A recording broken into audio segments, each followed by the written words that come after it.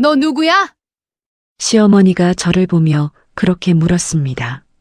10년을 모셨는데 저를 전혀 못 알아보셨습니다. 며느리예요, 어머니. 그렇게 말하는데 이상하게 아무 감정도 안 들었습니다. 그동안 밥 해드리고 약 챙기고 혼자 다 버텨왔는데 그게 다 사라진 느낌이었습니다. 그래서 결심했습니다. 이제 병원에 모셔야겠다. 그날 입소 상담까지 다 받고 집을 나서려던 순간이었습니다. 시어머니가 갑자기 저를 불렀습니다. 야, 그리고 한참을 보더니 말했습니다. 정민아. 그 한마디에 제가 무너졌습니다. 저를 몰라보는 줄 알았던 사람이 제 이름은 기억하고 있었습니다. 여러분이라면 이 상황에서 병원에 보내실 수 있나요? 비가 오려는지 아침 공기가 눅눅했습니다. 이정민은 새벽 5시가 조금 넘자 눈을 떴습니다. 알람이 울리기 전이었지요. 몸이 먼저 깨어나는 날이 많았습니다. 한번 눈을 뜨면 다시 잠드는 일은 쉽지 않았어요. 할 일이 너무 많다는 걸 몸이 먼저 알고 있었기 때문입니다. 정민은 가만히 누운 채 천장을 한번 바라보았습니다. 옆방에서는 아이의 뒤척이는 소리가 들렸고 안방 쪽에서는 시어머니의 기침 소리가 짧게 났습니다. 남편은 아직 자고 있었습니다. 숨소리는 고르고 깊었지요.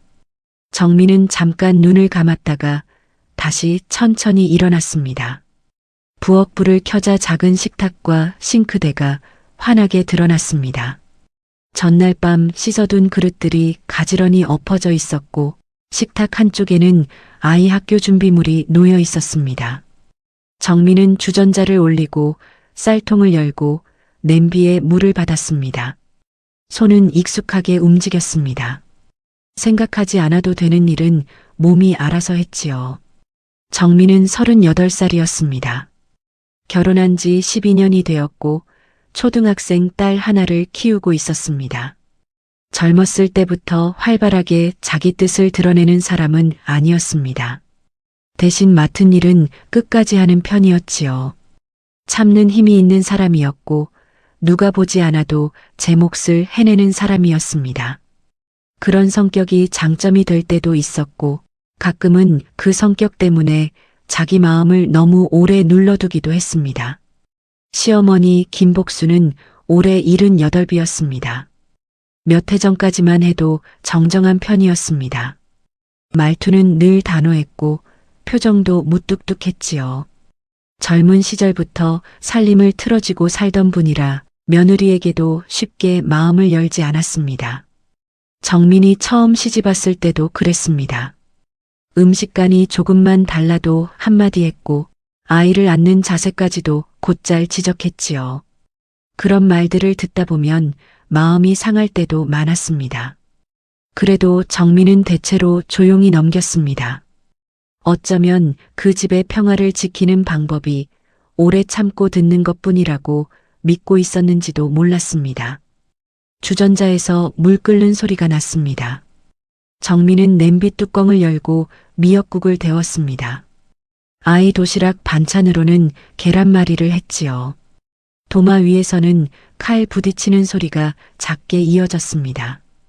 그때 안방 쪽에서 방문이 열리는 소리가 났습니다. 시어머니였습니다. 김복수는 잠옷 차림으로 천천히 걸어 나왔습니다. 예전보다 걸음이 조금 느려졌습니다. 머리카락은 밤새 헝클어진 듯했고 눈빛은 덜 깬 사람처럼 흐려 보였지요. 정민은 반사적으로 말했습니다. 어머니, 일어나셨어요? 물 드실래요? 시어머니는 대답 없이 식탁 의자에 앉았습니다. 그리고 한참 뒤에야 물었습니다. 지금 몇 시냐? 5시 반 조금 넘었어요. 아직 새벽이네. 정민은 웃지도 않고 그렇다고 무표정하지도 않은 얼굴로 고개를 끄덕였습니다. 조금만 더 주무셔도 돼요. 김복수는 물컵을 손에 쥐었다가 다시 내려놓았습니다. 그리고 한동안 식탁 위를 바라보다가 중얼거리듯 말했지요. 오늘 아버지 제사상 봐야 하는데. 정민은 손을 멈췄습니다. 시아버지가 돌아가신 건 벌써 10년도 더 된 일이었습니다. 제사 날짜도 아니었지요. 처음 이런 말을 들었을 때는 정민도 당황했습니다. 하지만 요즘은 놀라는 티를 내지 않으려 애썼습니다. 어머니, 제사는 지난달에 지냈어요. 김복수는 정민 쪽을 잠깐 보았습니다. 그 시선에는 짜증도, 확신도, 어딘가 모를 허전함도 섞여 있었습니다. 그랬나? 짧은 말이었습니다. 그런데 정민은 그 말이 이상하게 오래 남았습니다. 예전에 시어머니라면 절대 하지 않았을 말이었기 때문입니다.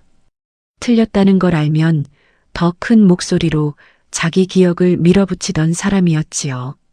그런데 요즘은 가끔 저렇게 스스로도 확신하지 못한 얼굴로 말끝을 흐릴 때가 있었습니다.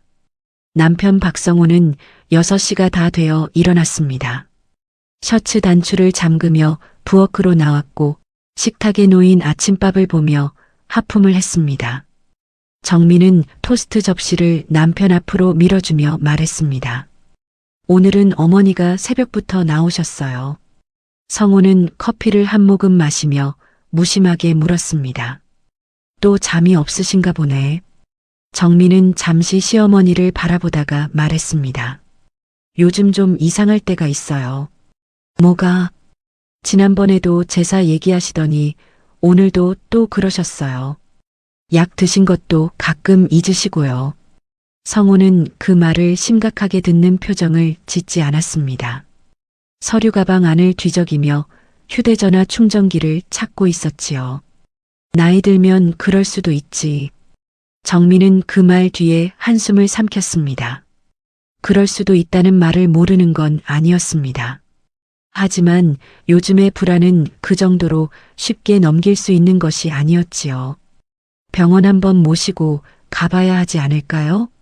성호는 가방 지퍼를 닫으며 말했습니다. 당장 큰일 난 것도 아닌데 뭘. 이번 주 바쁘니까 다음에 보자. 그 말은 틀린 말이 아니었습니다. 성호는 늘 바빴고 회사 일은 항상 급했지요. 하지만 정민은 알 수 있었습니다. 남편이 정말 바빠서 미루는 것만은 아니라는 걸요. 보게 되면 인정해야 할까봐, 확인하면 책임져야 할까봐 조금은 피하고 있다는 것도 느낄 수 있었습니다. 아이는 6시 반쯤 일어나 졸린 눈으로 부엌에 나왔습니다. 정민은 딸 머리를 가볍게 쓰다듬고 밥그릇을 내주었습니다. 아이의 하루는 아직 단순했습니다. 학교에 가고 친구를 만나고 숙제를 하고 가끔 엄마에게 안기는 일. 정민은 아이만큼은 이 집의 공기를 너무 일찍 눈치채지 않았으면 좋겠다고 늘 생각했습니다. 아침이 지나고 남편과 아이가 집을 나선 뒤에도 정민의 하루는 끝나지 않았습니다.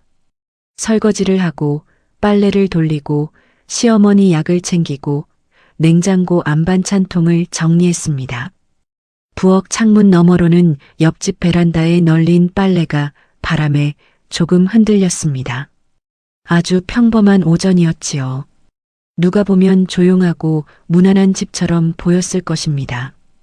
그런데 평온한 집이라는 건 가끔 바깥에서만 그렇게 보이는 것인지도 몰랐습니다. 정민은 시어머니 방문을 반쯤 열어보았습니다. 김복수는 침대 끝에 앉아 있었습니다. 옷장 문은 열려 있었고 무릎 위에는 낡은 손수건 하나가 놓여 있었지요. 시어머니는 그 손수건을 만지작거리다 정민을 올려다보았습니다. 예, 네 어머니. 너는 누구니? 그 한마디에 정민은 문고리를 쥔 손에 힘이 들어가는 걸 느꼈습니다. 표정이 먼저 흔들리지 않도록 조심했지요. 놀란 기색을 보이면 시어머니도 불안해질 것 같았습니다. 저 정민이에요. 어머니 며느리요. 김복수는 정민 얼굴을 한참 보았습니다. 눈빛은 흐렸고 입술은 조금 떨렸습니다.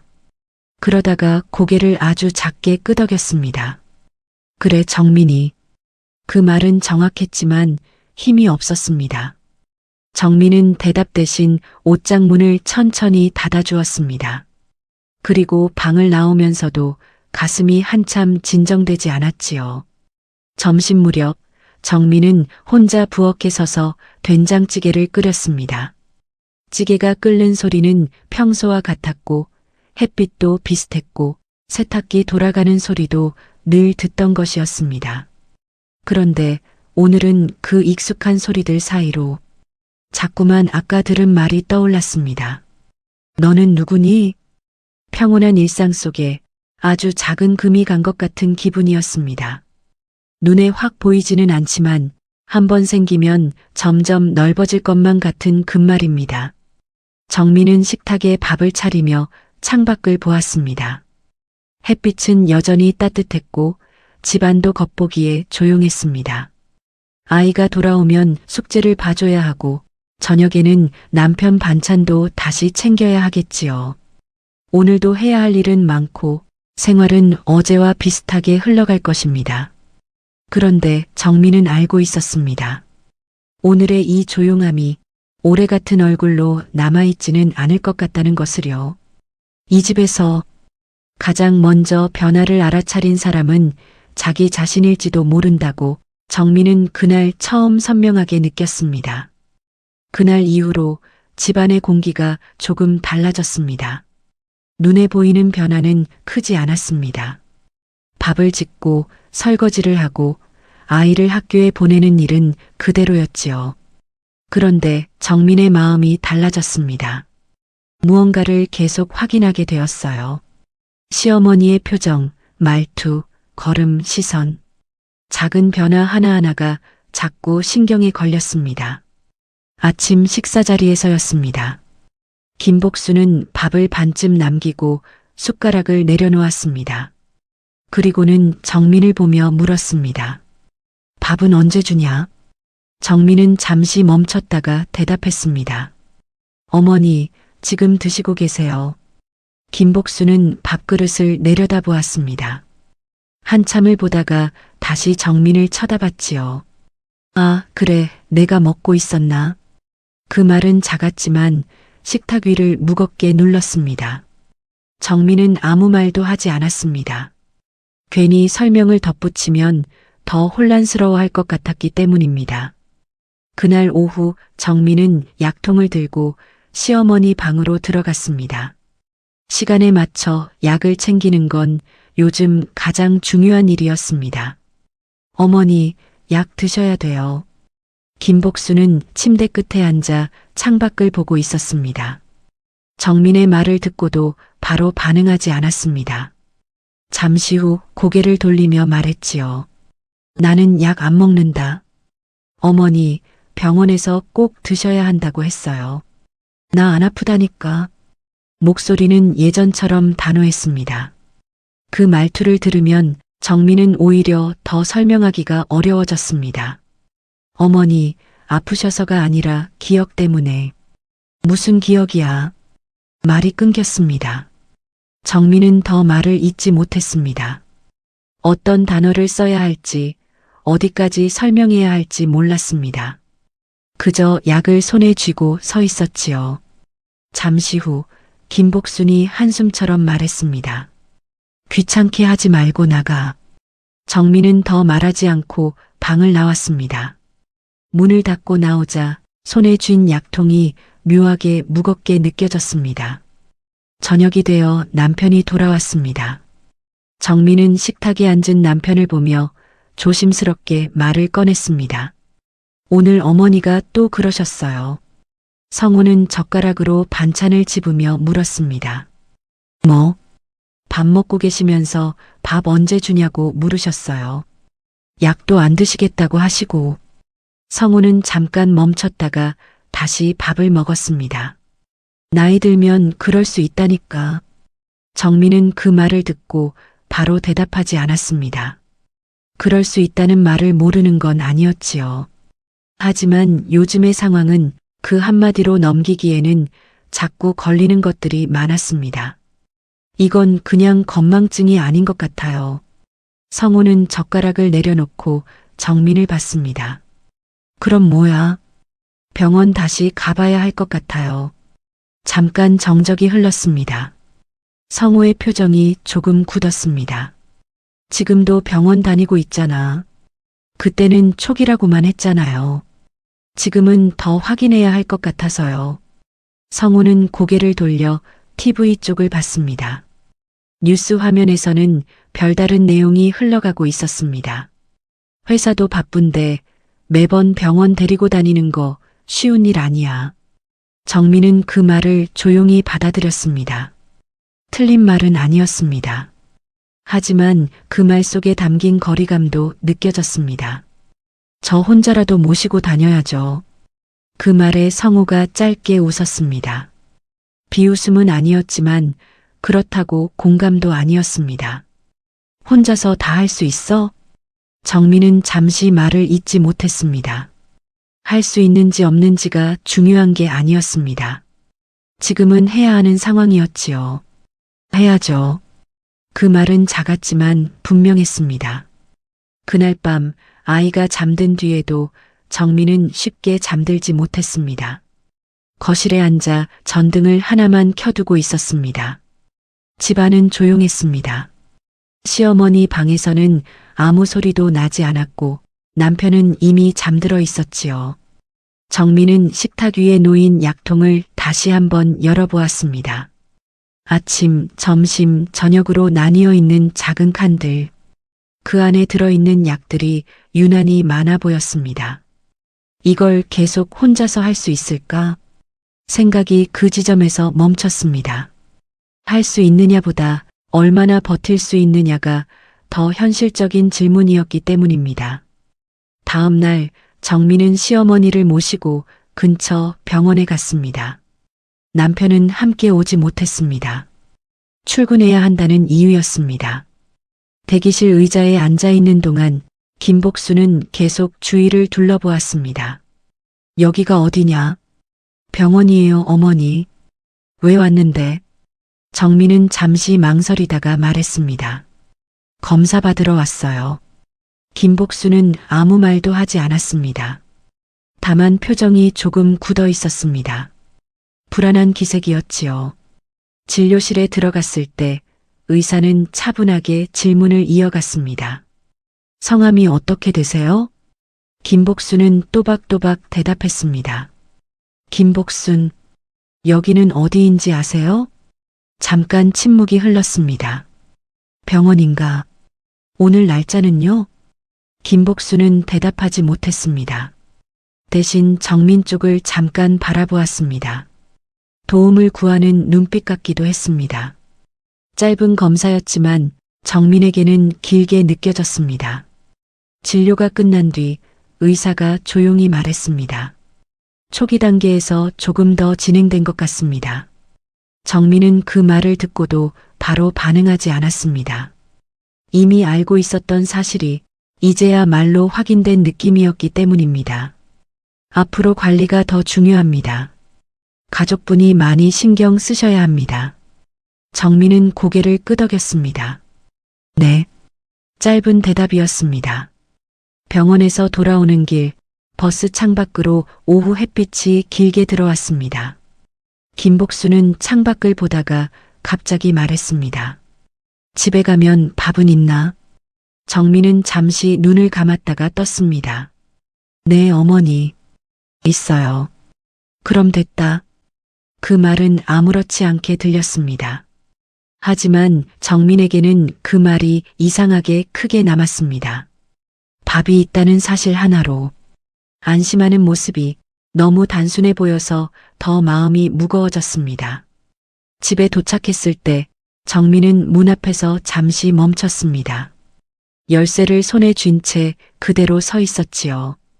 이 집 안에서 앞으로 어떤 시간이 이어질지, 어느 정도까지 버틸 수 있을지 아직 아무것도 정해진 게 없었습니다. 다만 한 가지는 분명했습니다. 이제는 예전처럼 모르는 척 넘길 수 있는 단계는 아니라는 것. 정민은 조용히 문을 열었습니다. 그리고 다시 일상 안으로 들어갔습니다. 겨울이 시작되면서 집안의 공기도 달라졌습니다. 아침에는 늦게 들었고 해가 짧아지니 하루도 더 빨리 닫히는 것 같았지요. 이정민은 여전히 새벽에 일어났습니다. 밥을 안 치고 국을 데우고 아이 준비물을 챙겼습니다. 표면만 보면 달라진 것은 없었습니다. 하지만 실제로는 많은 것이 달라져 있었습니다. 김복순의 증상은 분명 조금씩 심해지고 있었습니다. 어떤 날은 며느리를 알아보았고 어떤 날은 전혀 다른 사람처럼 대했습니다. 아침에 약을 먹고도 점심쯤 다시 약을 찾을 때가 있었고 점심을 먹고 나서도 밥은 언제 주냐고 묻는 날이 잦아졌지요. 예전에는 기억이 조금 흐려지는 정도였다면 이제는 하루 안에서도 사람이 달라지는 것처럼 보였습니다. 정민은 그 변화를 가장 가까이서 지켜보는 사람이었습니다. 그래서 더 무서웠습니다. 남편은 출근을 하면 저녁 늦게야 돌아왔고 아이는 학교에 가 있는 시간이 길었습니다. 낮 동안 시어머니를 온전히 감당하는 사람은 사실상 정민 혼자였지요. 처음에는 메모지를 붙였습니다. 식탁 옆 벽에는 아침 약은 드셨어요. 점심은 12시에 먹어요. 현관문은 혼자 열지 마세요. 같은 문장이 한 장씩 붙기 시작했습니다. 정민은 글씨를 크게 썼습니다. 혹시라도 눈에 잘 띄면 조금 나아지지 않을까 싶었지요. 하지만 며칠 지나지 않아 김복수는 메모지를 떼어냈습니다. 누가 이런 걸 붙여놨냐? 정민이 조심스럽게 말했습니다.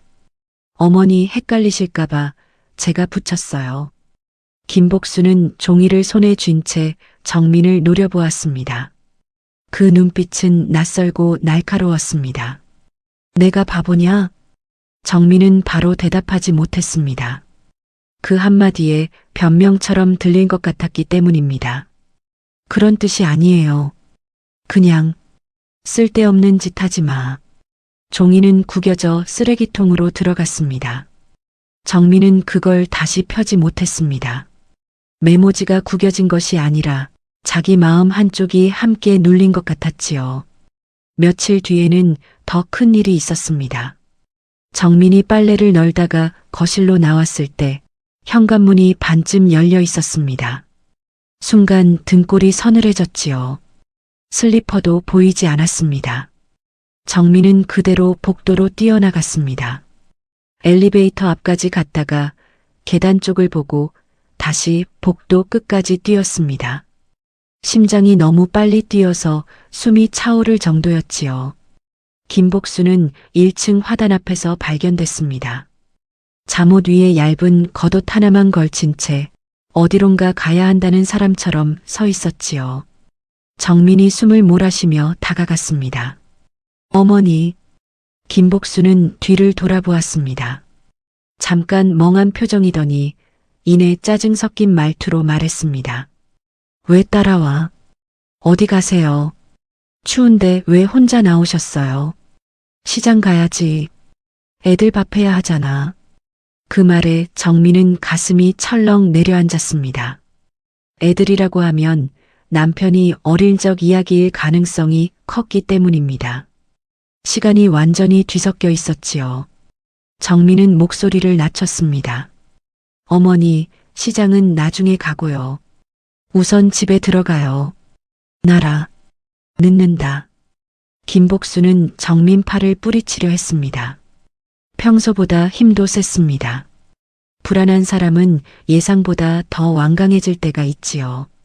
정민은 강하게 붙잡지도 완전히 놓지도 못한 채 한참을 서 있었습니다. 결국 실버 경비 직원까지 와서 함께 모시고 들어갔습니다. 집에 돌아온 뒤에도 김복수는 한동안 숨을 거칠게 쉬며 정민을 흘겨보았습니다. 정민은 따뜻한 물을 내왔지만 손이 조금 떨렸습니다. 무서워서라기보다 이젠 정말 혼자서는 안 되겠다는 생각이 너무 선명해졌기 때문이었습니다. 그날 밤 정민은 남편이 오자마자 말을 꺼냈습니다.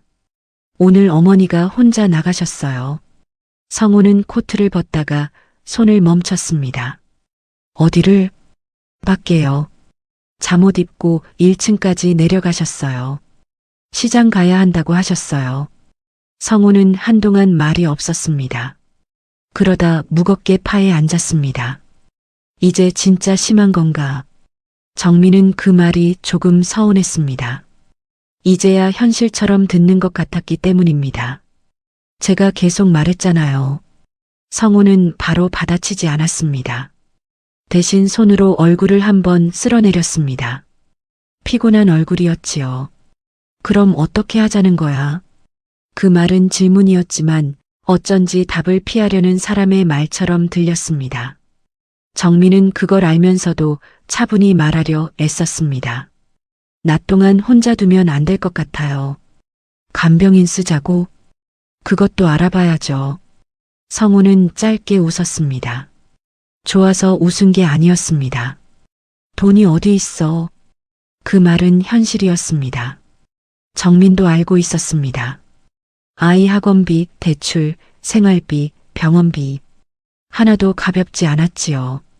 그렇다고 돈이 없으니 방법도 없다는 말로 끝낼 수는 없었습니다. 그럼 당신이 낮에 볼 수 있어요? 성우는 정민을 보았습니다. 말없이 보는 눈빛이었습니다. 정민도 물러서지 않았습니다. 나도 회사 그만둘 순 없잖아. 정민은 그 말 앞에서 입을 다물었습니다. 그 말 역시 틀리지 않았기 때문입니다. 이 집은 결국 두 사람 수입과 남편 월급으로 버티고 있었으니까요. 하지만 그렇다고 해서 자기 삶을 그대로 내놓는 게 당연해지는 것도 아니었습니다. 그럼 저더러 어쩌라고요? 정민의 목소리는 크지 않았습니다. 오히려 더 조용했지요. 그래서 더 무겁게 들렸습니다. 성우는 답하지 못했습니다. 며칠 뒤 정민은 주민센터 상담도 받아보고 방문 요양 서비스도 알아봤습니다. 전화번호를 적어두고 비용도 물어보고 가능한 시간을 계산했지요. 하지만 막상 현실은 녹록지 않았습니다. 대기자가 많아 바로 연결되기 어렵다는 말도 있었고 하루 몇 시간만 지원되는 경우도 많았습니다. 정민이 가장 필요한 건 하루 전체를 버틸 수 있는 손이었는데 현실은 그 틈을 메워주지 못했습니다. 그 사이 집안의 긴장은 더 높아졌습니다. 김복수는 가끔 정민에게 지갑을 숨겼냐고 물었습니다. 어떤 날은 옷장을 뒤지며 누가 내 물건 건드렸어 하고 혼잣말을 했지요. 정민이 빨래를 정리해주면 다시 꺼내어 어지럽혔고 냉장고 문을 열었다 닫았다 하며 내가 해놓은 반찬이 왜 없냐 고 묻기도 했습니다. 정민은 처음에는 설명했습니다. 그 다음에는 달랬습니다. 그 다음에는 그냥 조용히 정리했습니다. 하지만 그 모든 방법이 다 오래가지는 않았습니다. 어느 날 저녁 아이가 조심스럽게 물었습니다. 엄마, 할머니 왜 자꾸 화내? 정민은 수저를 놓고 아이 얼굴을 보았습니다. 아이는 겁먹은 표정은 아니었지만 분명 불안해 보였습니다. 정민은 아이 머리를 쓰다듬었습니다. 할머니가 좀 아프셔서 그래. 나한테도 화낼까? 그 질문 앞에서 정민은 잠시 말이 막혔습니다. 아프셔서 그렇다는 설명만으로는 아이 마음을 다 안심시킬 수 없다는 걸 알았기 때문입니다. 엄마가 옆에 있을게. 결국 그렇게밖에 말하지 못했습니다. 그날 밤 정민은 설거지를 마친 뒤 식탁에 혼자 앉았습니다. 집안은 조용했습니다. 시어머니는 방에 있었고 아이는 이미 잠들었고 남편은 침대에 누워 휴대전화를 보고 있었지요. 아무도 큰 소리를 내지 않았습니다. 그런데도 이상하게 집 전체가 너무 지쳐 보였습니다. 정민은 식탁 위 달력을 한참 보았습니다. 하루, 이틀, 일주일. 그 시간표 안에 자기 시간이 하나도 없다는 생각이 들었습니다. 돌보다가 하루가 끝나고 정리하다가 저녁이 되고 참다가 밤이 깊어지는 생활. 그게 계속 이어질 것 같았지요. 그 순간 정민은 처음으로 아주 선명한 생각을 했습니다. 병원에 모셔야 하나? 그 생각은 차갑게 떠오른 것이 아니었습니다.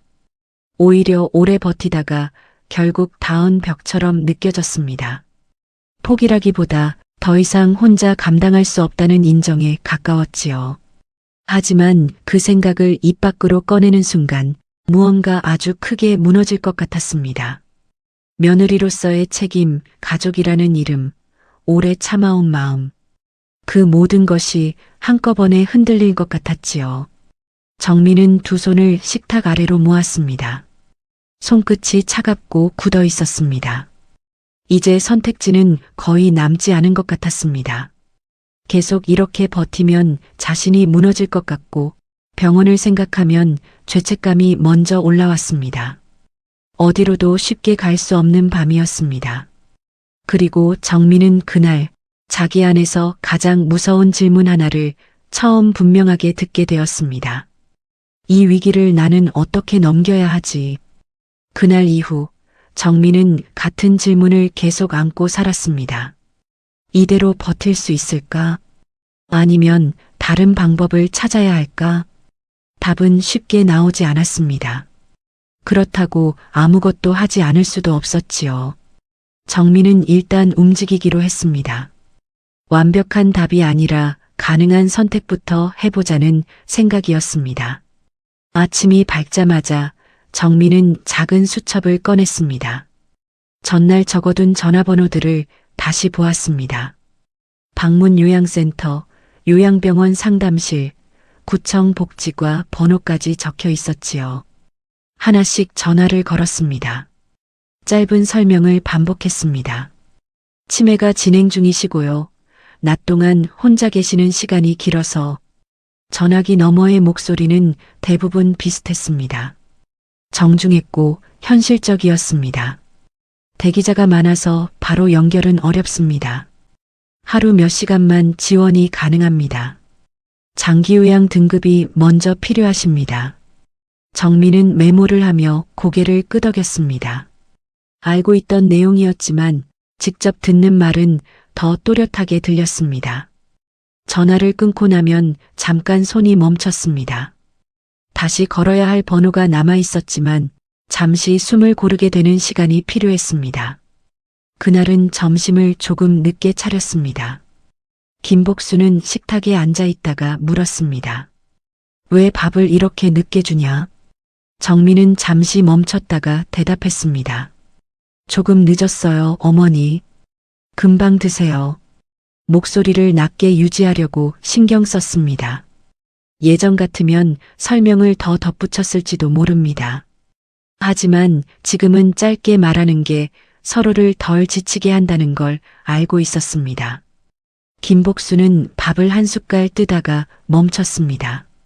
그리고 정민을 힐끗 보며 말했습니다. 너는 참 말이 없다. 정민은 그 말을 듣고도 웃지 않았습니다.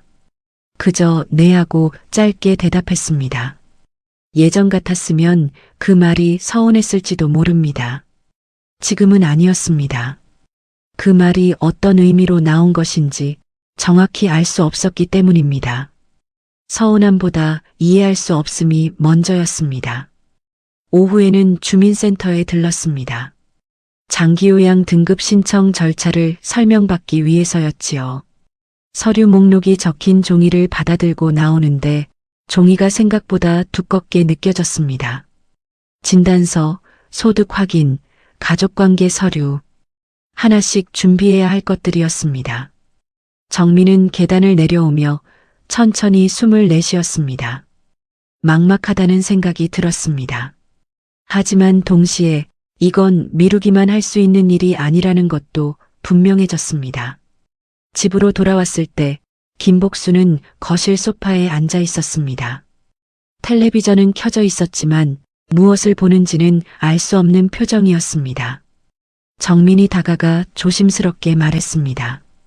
어머니, 병원 다시 한번 가볼까요? 김복수는 고개를 돌렸습니다. 왜 또? 검사 조금 더 해보자고 하셔서요.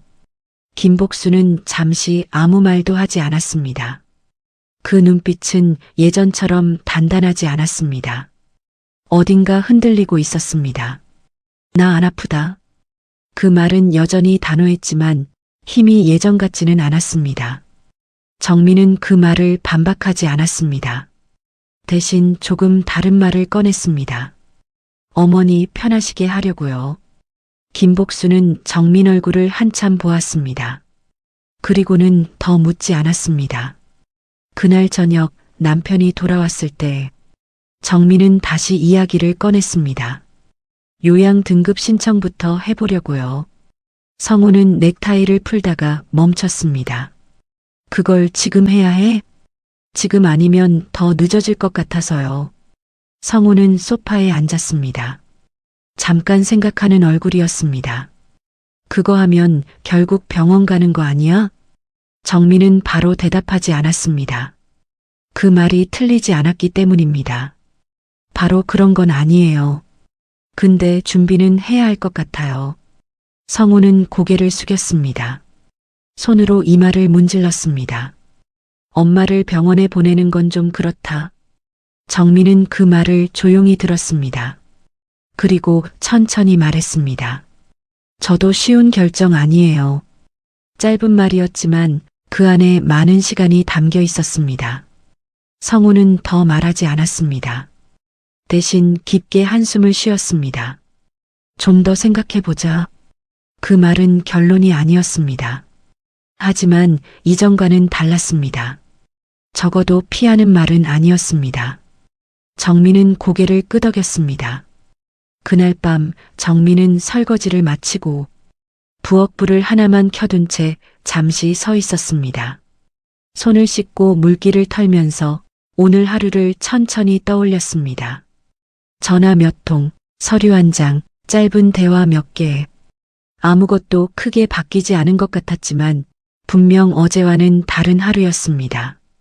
정민은 그걸 느끼고 있었습니다. 아직 해결된 것은 하나도 없었습니다. 시어머니의 병도 그대로였고 현실적인 문제도 그대로였지요. 돈 문제도 시간 문제도 그대로였습니다. 그런데 방향이 조금 생겼습니다. 아무것도 하지 않는 상태에서 무언가를 준비하는 상태로 그 차이는 작았지만 분명했습니다. 정민은 부엌불을 끄고 거실로 나왔습니다. 김복순 방 문은 닫혀 있었고 남편은 이미 잠들어 있었습니다. 정민은 잠시 그 문 앞에 서 있다가 아무 말 없이 돌아섰습니다. 문을 열어 확인하지 않았습니다. 대신 내일 해야 할 일을 생각했습니다. 병원 예약, 서류 준비, 그리고 다시 한번 남편과 이야기하는 것. 완전히 정해진 길은 아니었습니다. 하지만 이제는 어디로 가야 하는지는 조금 보이기 시작했습니다. 정민은 그 사실만으로도 오늘은 충분하다고 느꼈습니다. 조용한 밤이었습니다. 결정을 내린다고 해서 모든 것이 바로 달라지는 것은 아니었습니다. 정민은 알고 있었습니다. 이 선택이 문제를 해결해 주는 것이 아니라 이제부터 다른 방식으로 버텨야 한다는 뜻이라는 걸요. 그래도 시작은 필요했습니다. 며칠 뒤 장기요양 등급 신청을 위한 방문 조사가 있었습니다. 집안을 정리하고 시어머니 상태를 설명하고 필요한 서류를 하나씩 내놓는 과정이 이어졌습니다. 조사원이 차분하게 질문했습니다. 어르신, 요즘 날짜 기억하세요? 김복수는 대답하지 못했습니다. 대신 정민을 한번 쳐다보았습니다. 그 눈빛은 여전히 낯설고 동시에 어딘가 의지하는 느낌이었습니다. 정민은 대신 대답하지 않았습니다. 그저 가만히 서 있었지요. 설명이 끝나고 조사원이 나간 뒤 집안은 한동안 조용했습니다. 정민은 식탁 위 서류를 정리하다가 손을 멈췄습니다. 이제는 되돌릴 수 없는 쪽으로 한 걸음 나아갔다는 생각이 들었습니다. 그날 저녁 성우가 먼저 말을 꺼냈습니다. 오늘 조사 왔다며. 네. 다 하고 갔어요. 성우는 잠시 망설이다가 물었습니다.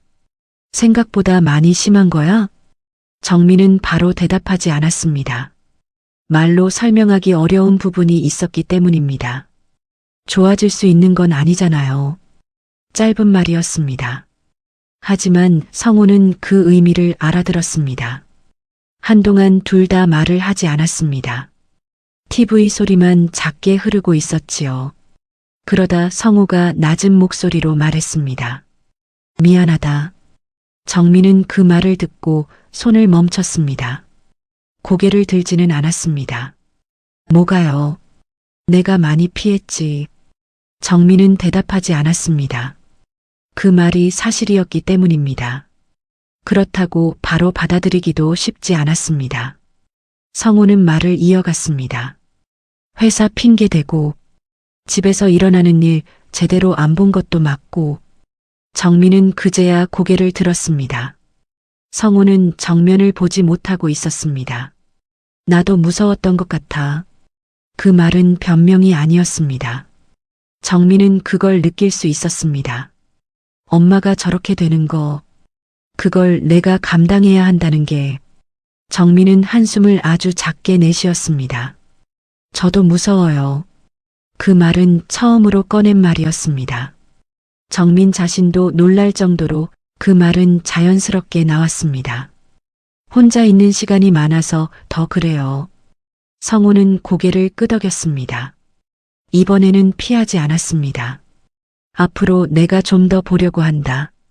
정민은 그 말을 바로 믿지 않았습니다. 하지만 부정하지도 않았습니다. 지금은 말보다 행동이 더 중요하다는 걸 알고 있었기 때문입니다. 주말에는 내가 같이 병원 가자. 정민은 짧게 대답했습니다. 네. 그날 대화는 길지 않았습니다. 하지만 이전과는 달랐습니다. 서로가 같은 방향을 조금은 바라보기 시작한 느낌이었지요. 며칠 뒤 방문 요양 서비스가 일부 시작되었습니다. 하루에 몇 시간, 짧은 시간이었지만 정민에게는 숨을 고를 수 있는 틈이 생겼습니다. 요양보호사가 오면 정민은 잠깐이라도 집 밖에 나갔습니다. 마트에 가서 장을 보고 약국에 들르고 가끔은 아무 데도 가지 않고 그냥 걷기도 했습니다. 걷는 동안 아무 생각을 하지 않으려고 했습니다. 그저 발걸음에 집중하려 했지요. 그 시간은 짧았지만 정민에게는 필요했던 시간이었습니다. 집으로 돌아오면 여전히 해야 할 일은 많았습니다. 하지만 예전처럼 숨이 막히는 느낌은 조금 줄어들었습니다. 김복순의 상태가 좋아진 것은 아니었습니다. 여전히 기억은 흔들렸고 어떤 날은 더 혼란스러워 보였습니다. 하지만 정민의 태도는 조금씩 바뀌고 있었습니다. 설명하려 애쓰기보다 짧게 말하고 반복되는 질문에는 다시 같은 대답을 해주고 다투지 않으려고 했습니다. 그 변화는 아주 작았습니다. 하지만 분명히 차이가 있었습니다. 어느 날 오후였습니다. 김복순이 식탁에 앉아 있다가 물었습니다. 밥은 언제 주냐? 정민은 잠시 멈췄다가 말했습니다. 지금 드실 거예요, 어머니. 김복순은 밥그릇을 내려다보았습니다. 그리고 한 숟갈을 천천히 떴습니다. 그래. 그날은 더 묻지 않았습니다. 정민은 그 작은 차이를 느꼈습니다. 크게 달라진 것은 아니었지만 조금 덜 흔들리는 순간이었습니다. 저녁이 되어 아이가 숙제를 하고 있을 때 김복순이 갑자기 아이를 보며 말했습니다. 얘는 누구냐? 아이의 손이 잠깐 멈췄습니다. 정민은 아이 쪽으로 한 걸음 다가갔습니다. 손녀예요, 어머니. 김복순은 한참을 바라보다가 고개를 끄덕였습니다. 그래, 착하게 생겼다. 아이의 얼굴이 조금 풀렸습니다. 정민은 아이 머리를 가볍게 쓰다듬었습니다. 그 순간 이 집안에 아주 작은 안정감이 스쳤습니다. 완전히 괜찮아진 것은 아니었습니다. 언제든 다시 흔들릴 수 있는 상태였지요. 하지만 적어도 서로를 향해 조금 덜 날카로운 시간이 생기고 있었습니다. 그날 밤 정민은 부엌에서 설거지를 하다가 문득 손을 멈췄습니다. 지금 이 상황이 완전히 나아진 것은 아니었습니다.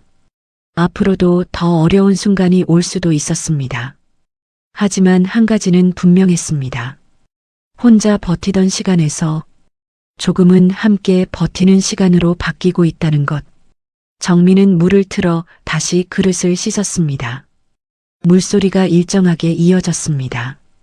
그 소리를 들으며 정민은 아주 조용히 생각했습니다. 이 정도면 조금은 괜찮다. 아직 끝난 건 아니었지만 조금은 버틸 수 있을 것 같다는 느낌이었습니다. 봄이 오기 시작하면서 집안의 빛도 조금 달라졌습니다. 아침 햇살이 부엌 식탁 끝까지 길게 들어왔고 창문을 조금만 열어도 차갑기보다는 부드러운 바람이 느껴졌지요. 이정민은 여전히 새벽에 가장 먼저 일어났습니다.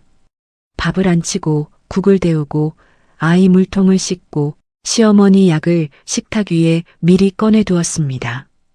해야 할 일은 여전히 많았습니다. 그런데도 예전처럼 하루가 시작되기 전부터 숨이 막히지는 않았습니다. 아주 크게 달라진 것은 없었습니다.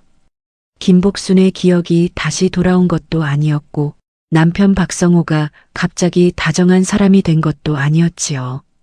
다만 집안의 흐름이 조금 정돈되었습니다. 방문 요양 시간에 맞춰 하루를 나누고 성호는 주말마다 병원에 동행했고 아이는 이제 할머니가 가끔 자신을 헷갈려도 전처럼 놀라지 않았습니다. 정민도 많이 달라졌습니다. 이전에는 모든 일을 혼자 감당해야 한다는 생각이 먼저였고 그 생각이 늘 가슴을 눌렀습니다. 하지만 이제는 다 할 수 없다는 사실을 인정하게 되었지요. 그 인정이 정민을 더 약하게 만든 것은 아니었습니다. 오히려 덜 무너뜨렸습니다. 사람은 버티는 힘만으로 사는 것이 아니라 어디까지 버티고 어디서 손을 빌릴지를 아는 힘으로도 살아간다는 걸 정민은 늦게 배웠습니다. 어느 아침이었습니다. 김복수는 식탁에 앉아 밥그릇을 내려다보고 있었습니다. 정민은 미역국을 떠서 앞에 놓아주며 말했습니다. 어머니, 뜨거우니까 조금 식혀 드세요. 김복수는 한동안 말이 없었습니다. 그리고 정민 얼굴을 가만히 바라보았습니다. 예전처럼 낯설어하는 표정은 아니었지만 완전히 아는 얼굴을 보는 눈빛도 아니었지요. 기억이란 그런 것이었습니다. 남아있는 듯 하다가도 금방 미끄러지고 잊은 듯 하다가도 문득 손에 잡히곤 했습니다. 너는 김복순이 말을 꺼내다 멈췄습니다. 정민은 조용히 대답했습니다. 정민이에요. 김복순은 입술을 한번 달싹였습니다. 그리고 아주 천천히 따라했지요. 정민. 짧은 한마디였습니다. 예전 같으면 그냥 지나갔을지도 모릅니다. 하지만 정민은 그날 그 이름이 이상하게 오래 마음에 남았습니다. 시어머니가 누구를 보고 있는지 정확히 알 수 없는 눈빛으로도 끝내 자기 이름 하나는 소리내어 말하고 있다는 사실이 조용히 가슴에 내려앉았지요. 정민은 웃지 않았습니다. 울지도 않았습니다. 그저 네, 어머니하고 대답했습니다. 그 정도가 지금의 정민에게는 가장 알맞은 감정이었습니다.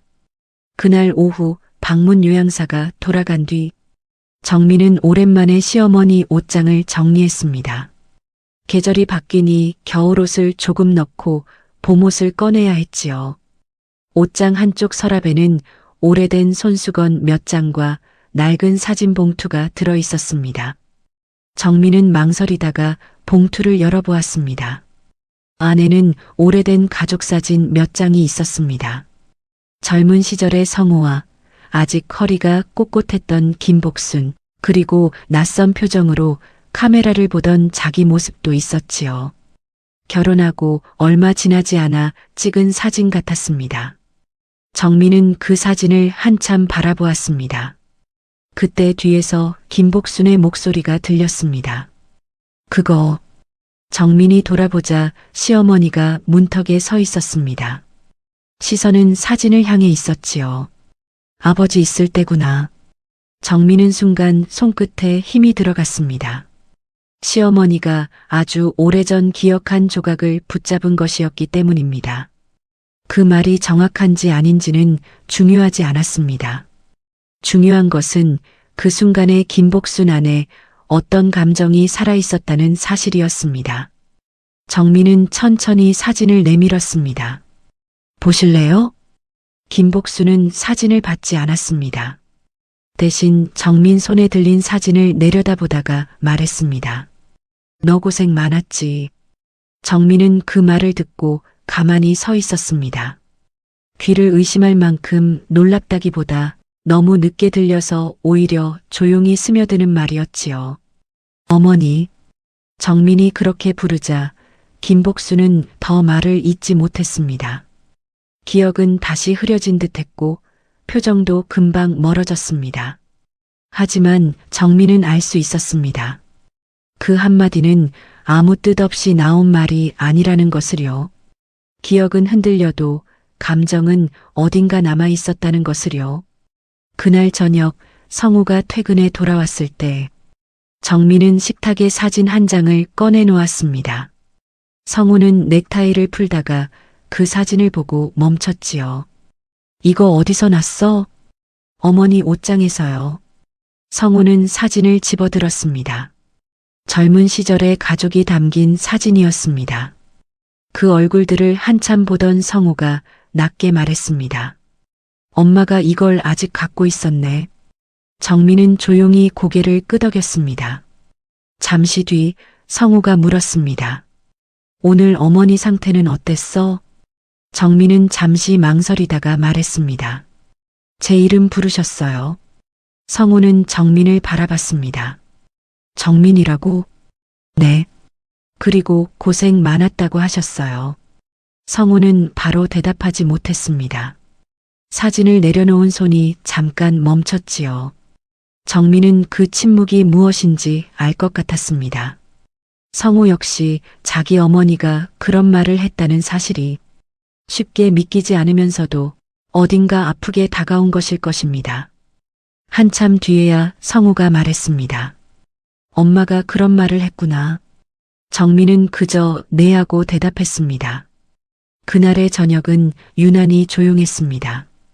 아이도 일찍 잠들었고 시어머니도 방에서 더 이상 나오지 않았지요. 정민은 설거지를 마친 뒤 물기를 닦으며 창밖을 바라보았습니다. 아파트 불빛들이 하나둘 켜지고 있었고 어디선가 늦은 오토바이 소리가 짧게 지나갔습니다. 삶은 여전히 복잡했습니다. 시어머니의 병은 끝난 것이 아니었고 앞으로 더 어려운 날이 올 수도 있었습니다. 남편과의 관계도 한 번의 대화로 다 좋아진 것은 아니었지요. 그런데도 정민은 알 수 있었습니다. 적어도 예전처럼 아무것도 보이지 않는 어둠 속에 있는 건 아니라는 것을요. 어느 날은 상처를 먼저 보게 되고 어느 날은 이해를 먼저 보게 됩니다. 정민은 이제 둘 다 받아들이고 있었습니다. 과거의 서운함이 사라진 것은 아니지만 그 서운함만으로 사람을 다 설명할 수는 없다는 것도 알게 되었지요. 밤이 깊어갈 무렵 정민은 시어머니 방문을 조용히 열어보았습니다. 김복수는 잠들어 있었습니다.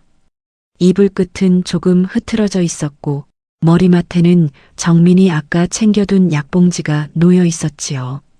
정민은 이불을 조금 끌어올려 덮어주고 문을 닫기 전 잠시 그 얼굴을 바라보았습니다. 이 사람은 평생 자기에게 따뜻한 사람이 아니었습니다. 그렇지만 전부 차갑기만 한 사람도 아니었을 것입니다.